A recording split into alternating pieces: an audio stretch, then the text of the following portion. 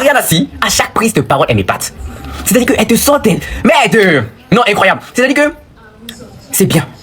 J'ai récemment eu l'opportunité de participer à un concours international intitulé Arms of Challenge. Au-delà de son aspect compétitif, cette expérience a été pour moi un véritable espace de dialogue entre les cultures, les identités et les visions du monde. Dans cet espace, chaque participant portait bien plus qu'une voix. Chaque participant portait bien plus qu'un simple talent. Il portait une histoire, une réalité, une voix. Et moi, j'y ai porté Haïti. Non pas une Haïti réduite à ses difficultés, mais une Haïti digne, courageuse et résolument tournée vers l'avenir.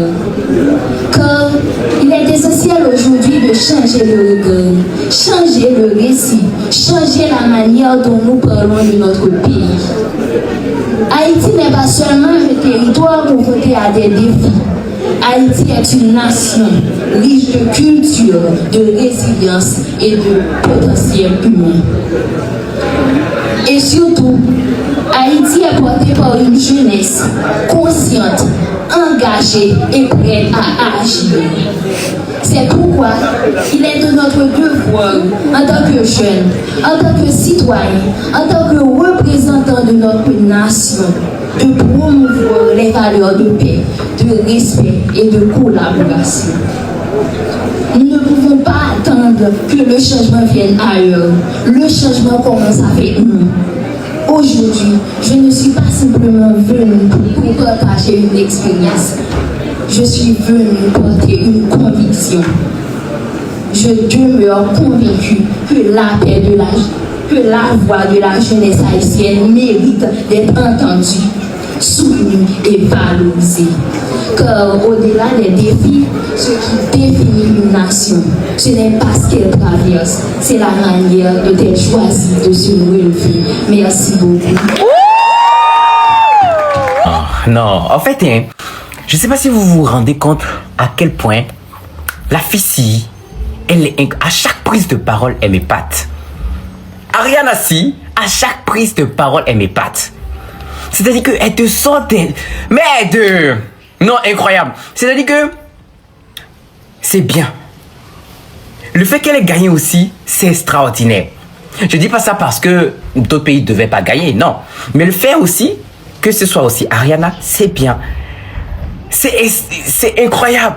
En fait, elle parle aux gens et t'as la chair de poule. T'as l'impression qu'en fait, sa voix porte. Sa voix détient du bon, d'accord? Parce que sa voix, comment on appelle? C'est dans l'intérêt du peuple, entre guillemets, si on le dit comme ça. C'est pas qu'elle va faire de la politique. Ariana, tu ne fais pas de la politique, hein? Non. Mais elle veut que Haïti change. Ouais. Et je vous assure qu'on va faire de notre mieux, d'accord?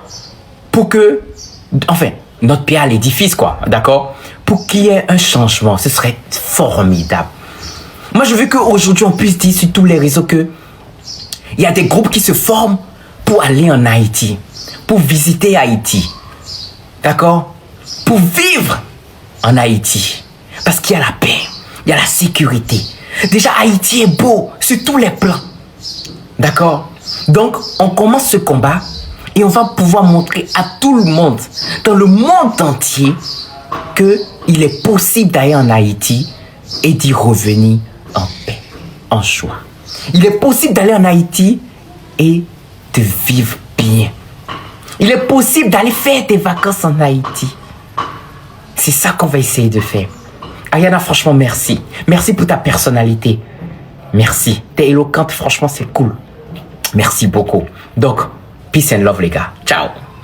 Moi, je pense que Ariana doit être Premier ministre de l'Haïti. Parce que cette fille, elle nous étonne pas toujours.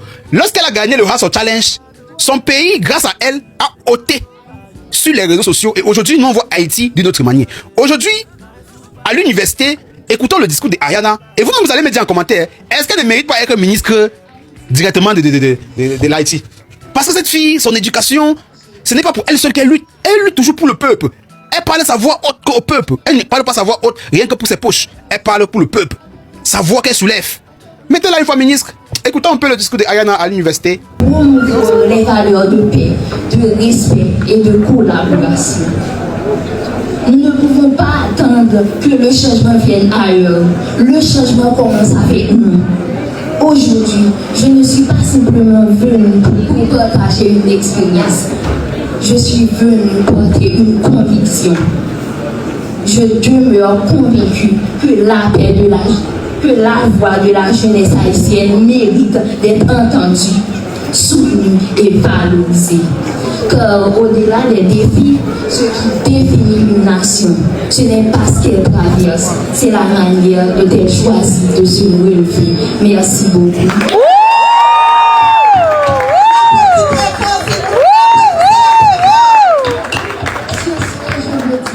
Merci à l'administration de l'école. Merci à M. Régis, Mme Nizer, Mme Mayer. Merci à tous les étudiants qui s'est dit, franchement, je ne m'y attendais pas. Je vous remercie. Merci.